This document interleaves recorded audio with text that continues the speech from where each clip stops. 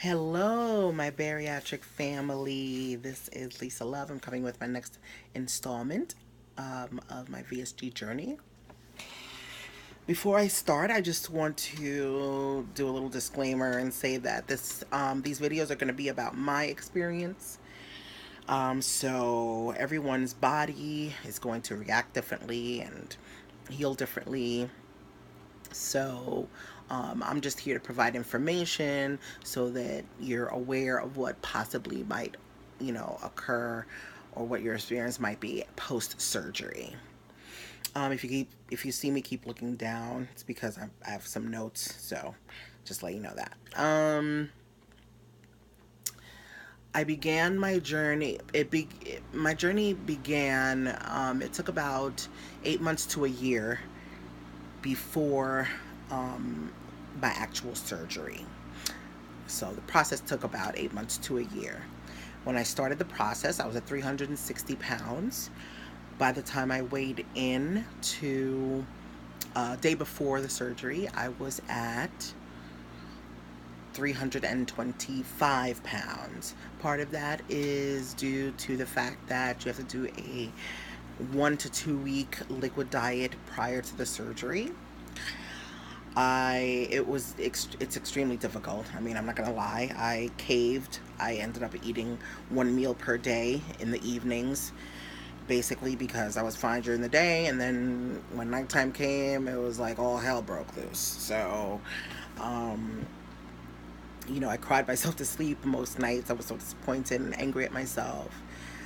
But I'm the type of person that you drop, you get back up. That's it. And the week of the surgery, I made sure I drank all liquids. I didn't cave. I didn't cheat. And I did what I had to do so that my system was clear by the time he went in for surgery. Also, if the surgeon finds any food in your stomach, he will not operate on you. So that's something to really take into consideration and think about. All right, so let's get to it. I had my surgery on August 24th, which was Thursday. It is now Monday. This would make it day 4 post surgery. Last night was pretty rough because let's say around 5, 6 o'clock, I had a couple of bouts of diarrhea. And it was like the watery kind. Like the kind that comes out. I mean, I'm being very graphic, but I'm keeping it real with you people. Okay? It was like very, very runny and watery. I had 3 episodes of this runny, watery diarrhea in the evening. And when I woke up this morning, I had another one. So I called the doctor and told the doctor what was going on. He told me to stop taking the Malox that he prescribed because that could have been the culprit. So I stopped taking the Malox, and he also told me if it continued into the evening that I needed to go to the emergency room right away.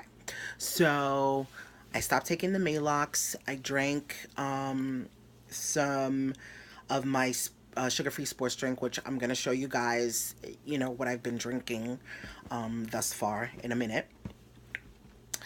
So I drank my Powerade, and I was fine. My stomach is still kind of grumbling, but it's no diarrhea. It's the most important thing. Uh, Today I managed to get down a 20-ounce bottle of Powerade sports drink, 10 ounces of chicken broth, and I'm working on another 20 ounces of Powerade, but I might just do maybe 10 ounces of the Powerade and 10 ounces of some peppermint tea because I like to have something warm before I go to bed. Also, I forgot it. Last night I had some popsicles, sugar-free popsicles. They were the bomb. OMG. They are so good. I mean, I've never thought they were good before, but I guess post-surgery, they're delicious. And also it goes down really, really well. So I'm definitely into the popsicles, I would definitely suggest some sugar-free popsicles. Anyway, moving on. So, let me see here. What else is on my notes? All right. So, also, I've been I experienced this morning some major pain in surrounding one of my incisions. So there are 5 small incisions that the doctor makes so he can go in laparoscopically and do the procedure. One of the incisions is slightly bigger than the others, and that's the one that's kicking my ass right now. I've taken my liquid oxy for the pain, all of that, but it still hurts. So it's, again, it's, I'm talking to you, so it's not like it's, excruciating, like, oh, pain, but it's definitely uncomfortable, and it's like annoying, and it's like, God, please just let it go away. But he said, once again, that's normal. Every time something happens, I call the doctor, chow. And if I can't get to the doctor, at my particular hospital that I went to, they gave me the number for the nursing unit that I was in, post-surgery. And there's always somebody available 24/7, a nurse available 24/7 for you. So, I was able to speak to somebody there as well, because I definitely want to know what's going on. All right, so the incision still hurts, but I'm managing. I walked around a little bit. It's important to keep walking. I walked around my apartment a little bit, and since I'm running low on the oxycodone, he told me that I need to take some Tylenol Cold liquid. So I went ahead and ordered that off of Amazon, and it should be here tomorrow. He didn't give me a refill on my prescription for the oxycodone. I think that's because they don't want you to get hooked, you know what I'm saying? Which is fine by me. Now, there's, at discharge, when I got discharged from the hospital, they gave me some information, of course, to take with me. And one of the cool things that they gave was what to expect after the procedure. So after the procedure, it's typical to have the following sensations: soreness, yes; sluggishness, tiredness, yeah, it goes with sluggishness, I think; moodiness, well, I haven't really put myself around people, so I don't know if I'm moody or not, but maybe not. And chilliness. I haven't experienced any chilliness. So the rest of the instructions are pretty much, it's logical here. Do not drink alcohol. Then it also says don't use public transportation or sign important papers for at least 1 day following the surgery. So I'm glad I didn't have any important papers to sign 1 day past surgery. So that's good. And also, you're not supposed to lift any more than 10 pounds for 6 weeks. So when I go back to work, I'm a teacher, so I'm going to have a letter furnished for my principal saying that, I can't lift 10 pounds for more than, for the next 2 months or so. Now, let's move on to, I don't want to make this video too long, so let's move on to what I drank, or what I drank for the day. All right, so I did 20 ounces of this bad boy right here, which is the Powerade. You can see that Powerade Zero, sugar-free. It is delightfully delicious. Love it. It is a fruity explosion in my mouth. You will love it too, perhaps. Okay, did that. And I'm working on I didn't drink this whole thing, by the way. This was like 2 days. But I drank a couple sips just now of the Powerade Zero. This is the grape flavor, same company. I had some chicken broth bouillon. So what I did was warmed up 10 ounces of water, threw one of these bad boys in there, bam, right there. Deliciousness. And in this, I mixed